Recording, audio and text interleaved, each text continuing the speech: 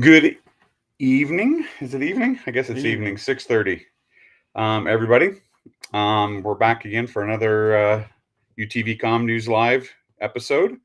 What we wanted to talk about today a little bit is radio operation. I know when we have people coming and asking us questions, radio operation is always a big deal on it. Radio seemed like they've got the most complexity out of this whole topic, and so we thought we would spend a little bit of time just going over it. So if you are an existing customer of ours, this episode will probably I expect you're going to learn some things on it. What I would say is check out our videos.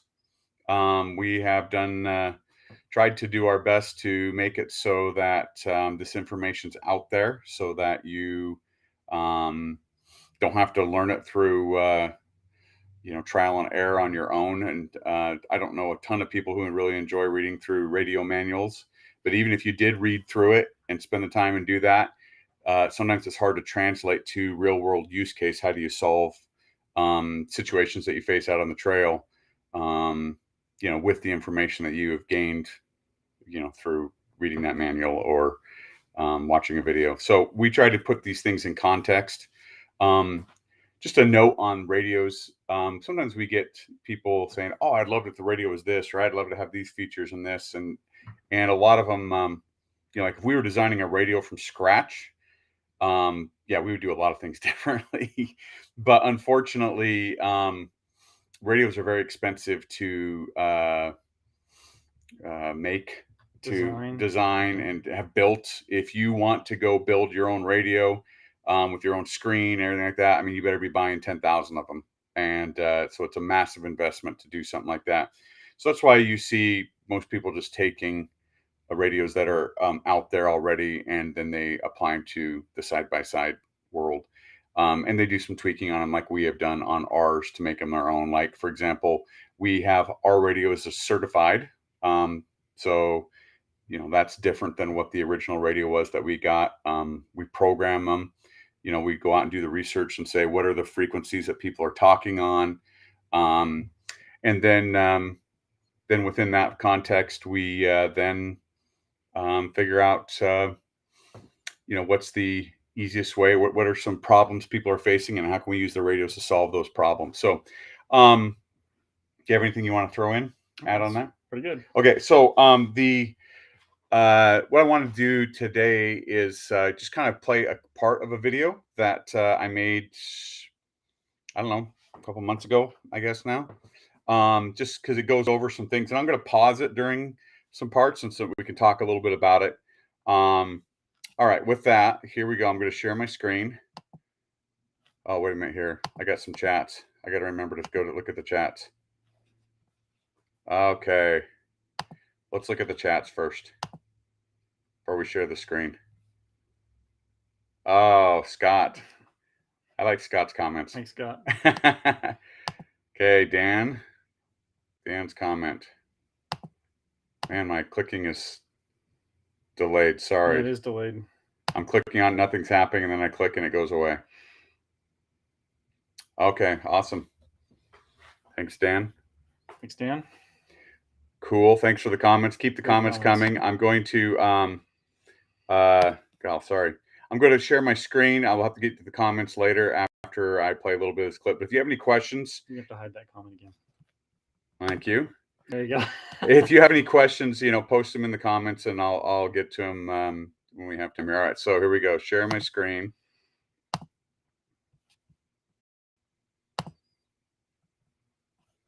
And hopefully you got some audio here on this.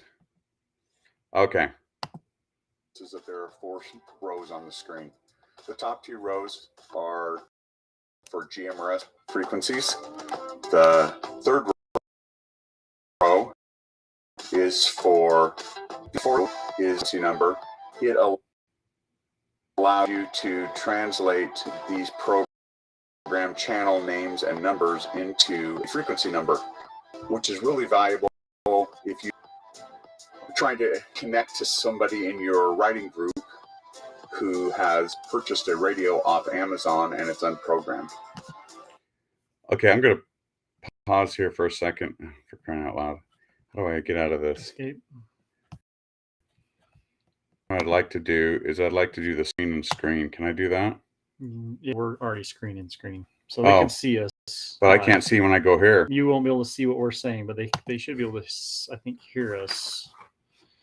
Okay. Not totally sure on there. Hopefully you guys can see us. But the thing they can see us. Can you hear us? I don't know if they can hear us. When I'm off here. Can you guys hear us? Can somebody say yes or no? Yeah, when I go over on split screen. I'm going to go over to the other one. You guys type testing. Can you guys hear us? 1, 2, 3. Hopefully you can hear us. Nobody's commenting. Oh, they can hear us. Okay, yeah, you can. Okay. So you can hear us when we're on the other screen. Okay, thank you. All right, so this thing is, I like this video because it zooms right in on the screen, and you can see these 4 rows right here. And we did the this little arrow right here is telling you which one. And the video will go into a little bit more, but these you know, because you want to interact with GMRS with numbers, and you want to interact with the VHF with name. And that's why we have those displays. And so this is really functional. These four rows, if you first looked at it, it looks a little cryptic and scary. But once you understand how you can use these 4 rows to your advantage, it's super nice to have those 4 rows. All right, so now I'm going to pause right here too. You know, this is going to talk about the dual band nature that the GMRS and the VHF being represented on here.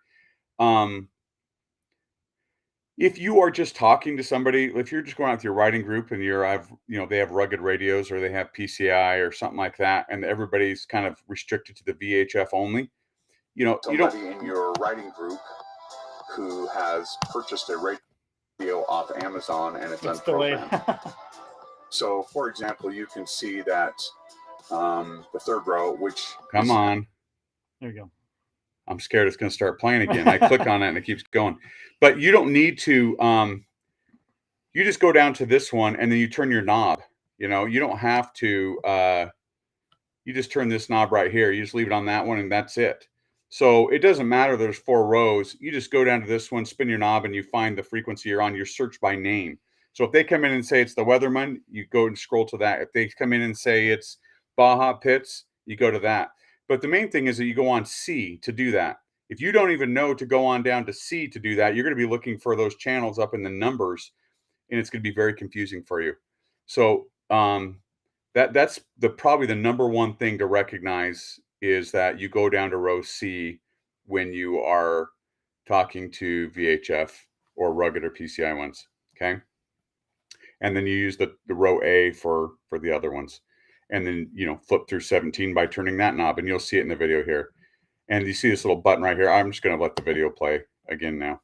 C, and so they're referenced by A, B, C, D. You can see that in the little button right there. So on row C, the Weatherman channel is programmed to 101. You can see that in the upper right corner. And you can see on the 4th row, it's also displaying channel 101. And it tells you that frequency number. If you wanted to get the frequency number of say a GMRS frequency, it's on channel 17, you would go down here and you would spin this down to 17. And now you can give them that frequency. So very flexible. The other thing that makes this radio... Okay, I'm going to pause right there for a second.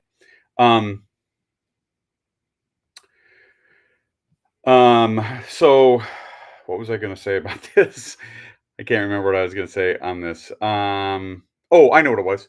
If you have a group that you always, you know, let's say that you go riding with your UTV group and there is 3 channels that everybody always talks on the same 3 channels every time. And I don't care about all the other programming you have in there. I only want my 3 channels because it's really confusing to me to try to figure out how to make this whole thing work. So what you can do is just go flip to each one of these rows and make that row your channel. They're all the same programming, right? Like you could, you know, the Weatherman channel is 101. So if you roll that to 101, that's the Weatherman channel. But you can keep those on here and they kind of become your presets. And so you see your 3 favorite channels sitting up on your screen at any time. And the way you unique is keep accidentally hitting the button. The way you navigate between them is by putting this ABCD. So, if you only want 3 channels, you can flip to all 3 of these and save them right there, and just don't ever touch this knob over here. You just leave them on there, and they're kind of your presets. That's what I wanted to say on there. All right. I'm going to show you, just watch this next part here. This is kind of advanced stuff. So, don't get overwhelmed with this, but I'll play it anyways because I think it's cool. It allows you to talk to people in your group when both of them have different bands. So, for example, some people may have a GMRS radio, and some people in your group may have a rugged or a PCI system, which is a VHF. So if you're in that scenario, what you would do is you would have to pick which one you want to be your primary, which one do you want to be on most of the time. So since this is a DB90, we're going to go with the VHF. And you press the menu, go to TMR, which is menu item 0, press it a second time, and you go and set this to which one is the primary one. And actually it's M, which stands for main, and which one you want to monitor. So in this case, we're going to monitor channel 17, which is a GMRS frequency. And there you can see an icon popped in. Now what happens, because we have it set up that way, if one of your friends radios in on a VHF frequency, okay, you can talk to them. And when I press the button, I talk back to them. Now one of your friends radios in on a GMRS radio. Get my channel right. When that comes in, it automatically pops up and you can hear them talk to you on the GMRS radio. And then in 8 seconds of no response from you by pressing the PTT, it will automatically drop back. And so now you are hearing people on VHF radios and you are hearing people on GMRS radios. Very unique functionality. Okay. That is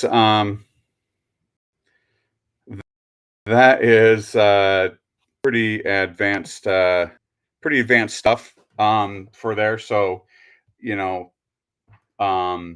but it's a very real scenario. I mean, we get it all the time. People are saying, I only have the GMRS ones or the other. So got some comments here.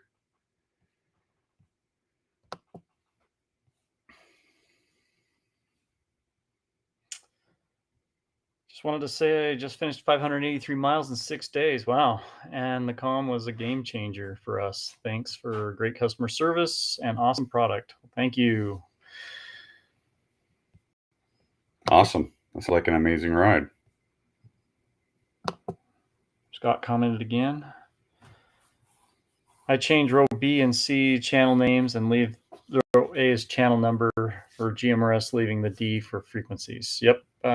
We can go over that real quick and show you how to do that as well. So, yeah, that's actually probably the way we should be starting to programs at some point like that, because the scenario, I mean, finding your GMRS frequencies is pretty easy, right? It's just a number. It seems like the complexity comes when people are trying to find the name. And when you have a couple different names on there, it's nice to have 2 as a name. So at some point we should revisit that. But right now they come programmed with 2 GMRS or 2 numbers, yeah, and then 2 one channels and one. So if you want to switch band B to a name, I'm going to be doing this opposite, so I hope I don't screw this up. But you go right here, and you can see it's on menu 28. Hopefully you can see that. Looks like my resolution is a little low. But when you go to menu 28, you can hit the menu button. That puts the indicator down. You see it says CH. That means channels displayed. This is frequency. That's name. So if I hit the menu again, that'll save it. And I've hit the exit button, upper side. Now you can see the top one just changed to Weatherman's. Now band B is now displaying the name instead of, whoops, that's the volume. I'm opposite on the thing. See if it says BF Goodrich, Baja Pit, Network. If I wanted it to display the frequency, I do that same thing. So I go to the menu, tap it one more time. If I want it to say frequency, which I don't know why you would, because we've already got it on the one below. If I hit exit, now it's displaying the frequency on band B. But most people would probably want that on, like Scott said, you want that to display either the name or the channel number. So depending on what you use most. So probably name would be a good one. The best. Yep. Honestly, on that one. Whoops. Exit. So now it's back to the name. So you can see it says network. So if I want this one on the network channel, because I'd ride with the network, and band C, I run with the weather channel a lot. All you have to do is hit that exit button and go to the weather channel and say this one's on, you want to listen to a channel, whatever. I mean, if you had 3, let's say you weren't really riding with anybody who had GMRS, you may want to make all of them name. And if you say you had 3 that were VHF, you could go up to that row A and make it a name, just like Kirk showed right there. Yep. And have all 3 of them display the name, and then you have your all 3 favorite VHF frequencies right there in front of you that you're using the most frequently. So this gives you the ability to kind of dial it into what your situation is. So that was menu 28. So if you wanted to change band A to name, you would just I think it goes one below. See how it says CA? That means to change band A to a name. If I wanted, whoops, I hit the wrong button. If I wanted to change it, I would just go and switch it to name, and now all 3 of them, or all the top 3, are all name. Yeah, and then you would. That's volume. Oh, volume. I'm mixed up too because it's mirrored on the screen. So, there you go. I was just trying to get it to into a VHF frequency. And you can always see that the channel number is right here on the side. Those little numbers are the channel numbers too. So you can see it's GMRS 11 is what we named it, but it's actually channel 11. So yeah. So if you are doing a lot of VHF, this is really good stuff to have, because then you get this thing set up on your 3 favorite, and you just hit one button and you're flipping through all your 3 favorite. So really easy to do. Another comment. Oh, love the TMR functionality. Yep, Scott. Yep, that is a good one. So, okay. Yeah. So, oh, thanks. Go. Yeah, that's our radio. So we just need, we'll have a link to that video that I played a clip from in our page. But if you want to go search us out on YouTube, you'll see that, or on our page. And we have a blog post on that video as well. So Linda says, hi, very great customer service. We purchased 3 systems, one for us and one for each of our kids. Oh, I wish I was your kid. Still working out, trying to communicate with each other. We have been out enough to get it. To get it dialed in. Oh, dialed in. Okay. Message got cut off. Yeah. I was like, okay. Well, awesome. Thanks. Yeah, thanks, Linda. Yeah, so hopefully, it's really getting your head wrapped around the idea of GMRS versus VHF. That is number 1, and number 2, recognizing you hit that ABCD button to interact with the VHF via name, and the GMRS with the other one. So anyway, so that's a little bit on there. All right, Kirk. Suggestions on how to reduce interference. Maybe there is a video about that already. Others tell me it's hard to hear me until I shut off my machine. Well, background noise is part of it. I suspect I'm getting electrical feedback too. Most likely electrical feedback.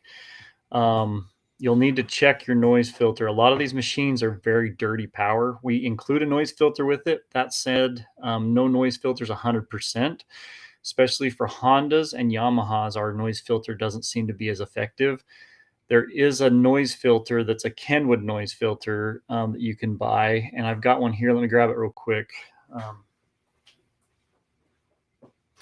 Yeah, and this sort of thing, you got to isolate where the noise is coming from. Yeah. So, but this is one place it could be coming from. The easiest way to isolate that find out if it's electrical or RF energy, power it by another battery. So if you have like a little lawnmower battery or a jump starter, here's a right here. So you can power it off of a different battery, plug it in, and if everything comes clean, you know you've got electrical noise, and that's what's causing the interference. And so sometimes you'll have to either power it with a relay switch directly to the battery, or you might need an extra noise filter. And here's one right here, and this is a PG3B noise filter. We've reached out to Kenwood to try to have them sell them to us, but they won't sell them to us right now. So, but they are good noise filters. The ones we have are usually pretty good too. And if all the noise goes away or most of the noise goes away when you hook it to an external battery and you start running your machine, then you know it's electrical. If the noises still persist, you might have some RF energy, and that means you might have to relocate your antenna, or you might have energy coming down, like you might have a coax or a headset wire that's run too close to power. Those are all suspect problems that may cause the interference. So, and we do have a video on that. It's called Let's Talk Antennas. So if you go to YouTube and look for us on there and look for that one, it's got a little test you can run about the antenna placement, and you can hear that test really works on VHF frequencies. The GMRS ones don't seem to be as impacted by it, but if you're talking on VHF ones, they seem to be a little more sensitive to that energy getting into the coax. Dan asked if we can post it. Yeah, I can post a link to that video. It's also on our tech support page too. So if you go to tech support, either new customer training or install, I think it's new customer training, it's on there too. So yep. Yeah, that mini antenna, the shadow antenna, that's the one we both run. Yeah, that's the one I run. Yep. So yeah, that video addresses that. So check that out. So what do you got here? You wanted us to post the link to that. Yeah, we'll post it. Let's go to the next one. Wildcat, yes, it is a Yamaha engine, so and it does produce a lot of noise. So you might want to look at the PG13B, but the best way to, like I said, or power it with a different battery, start the engine, and see if the noise goes away. If you know, then you know it's an electric noise, and then you'll probably want to reach out for the Kenwood noise filter for a supplemental noise filter. Driver PTD not as heard as much as the passenger PTD.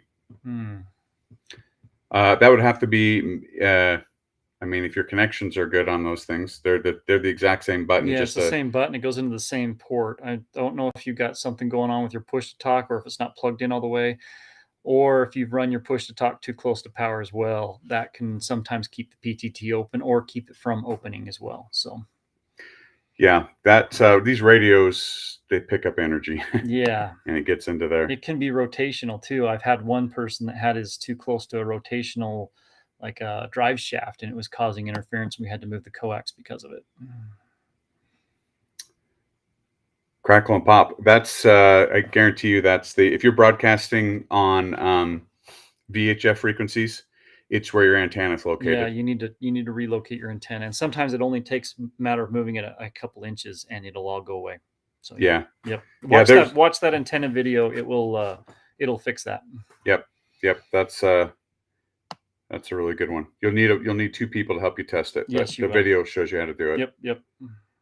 Yep. You're on VHF. VHF seems to be the one that has the popping and crackling. And we show that on the video. You can actually hear it on the video when you play the video. You can hear the popping sound, and as we move the antenna, you'll hear the popping go away. Yep. Dan went with the mini one after the roll. Uh-oh. Yeah. After I rolled them side by side, yeah. Mini will still break off. Mini, I could, yeah. So yeah, check those videos out. Yep. Yeah, there are lots to be learned. I mean, what ends up happening, just this whole subject of setting up your radio, at the trailhead, it seems like that's when it all, like, you have like a short window of time to make everything work. And it's in that moment that you're going, I probably should have watched those videos, but if you kind of just get your head wrapped around the 4 rows and you're looking by name, it's really pretty simple at that point. Yeah, so if you're trying to pair with rugged or PCI, definitely look at the name. Go to that third row. Go to that third row. hit that exit button, and then if they say they're on Baja Pits, switch this thing to, there's BF Goodrich, there's Baja Pits. If they say they're on network, there's Checkers, there's Fares, you just line up the name. So one of the things is you can't line up channel for channel, because each channel, a frequency can be programmed to any channel. We purposely program channels 1 through 22 to match the GMRS, and then we program the race radios from 101 through 121 or whatever we go up to. So that's why you can't go simply just say, hey, I'm rugged, I'm on channel 11. Well, that's not going to work. You got to say, okay, what name are you on? He says like, oh, I'm on the Fares channel, and there's this right there. And our Fares channel is 106. So that's why you can't match channel for channel, because you can program any frequency into a channel. Yeah, and since their radios are VHF, they don't care about making sure that your walkie-talkie channel 11 is what a walkie-talkie channel 11 is, because they're VHF, and the walkie-talkie or GMRS channels are UHF, so they're not even in their bank. They're not in the bank, yeah. So their numbers are never going to match up. It's got to be by name. It's got to be by name. So there we go. So Scott saying get one of the Bofang handhelds as backup. That's these guys. Yep. So, yep.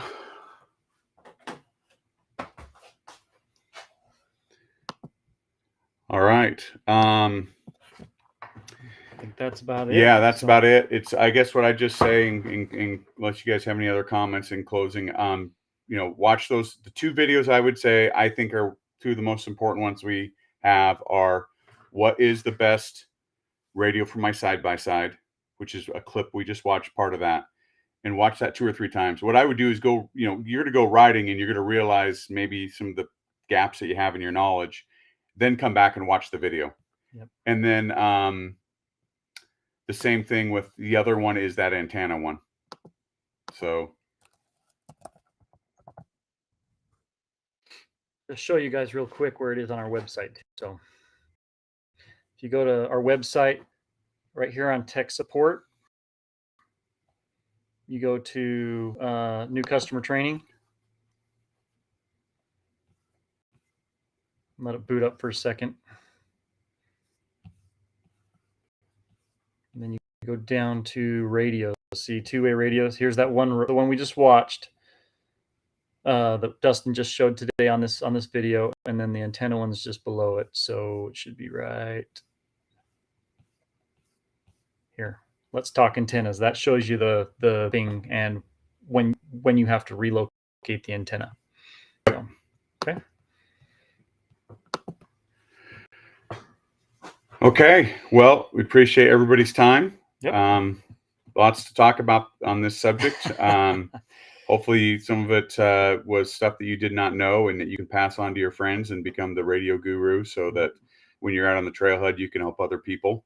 But we can't get this knowledge out enough, honestly. So if you send these links out to your family and friends who have our system, post them in, message board forums. When people ask questions, they're good ones to keep and know they're there, because they're so, there's so much knowledge inside of those things. So thanks, Sam. Appreciate it. Appreciate the comment. Thanks, Rick. Yeah, good stuff. I appreciate that. Last comment. Thank you for checking out the YouTube channels tonight. I recommend getting your gear to all my friends. Thanks, Dan. Thanks. I appreciate it. So looks like I got a couple more streaming in here. So, will the radio store your selected channels when you shut the radio off your machine? It will on the DB90. The COM G95 is locked down really hard. That's per specifications to become certified G95. So no, the G95 cannot be save it. But yes, if you program it on the DB90, it will save your channels. And we have a video on how to program additional channels on the DB90. I think his question is, let's say that you picked your 3 frequencies. Oh. You selected those 3. Yeah, if you select it and turned it off. And then you turned it off. Yeah, they'll be on there again. So if I turn this one off right now, you'll see it. It'll come back up. Press and hold here. It's going to make a fool out of me. Maybe. It's not turning off. Might be the super glue on the button. No. We'll do it this way. We'll do it this way. Kill the power way. Yeah. The low tech way. So if I bring it back up.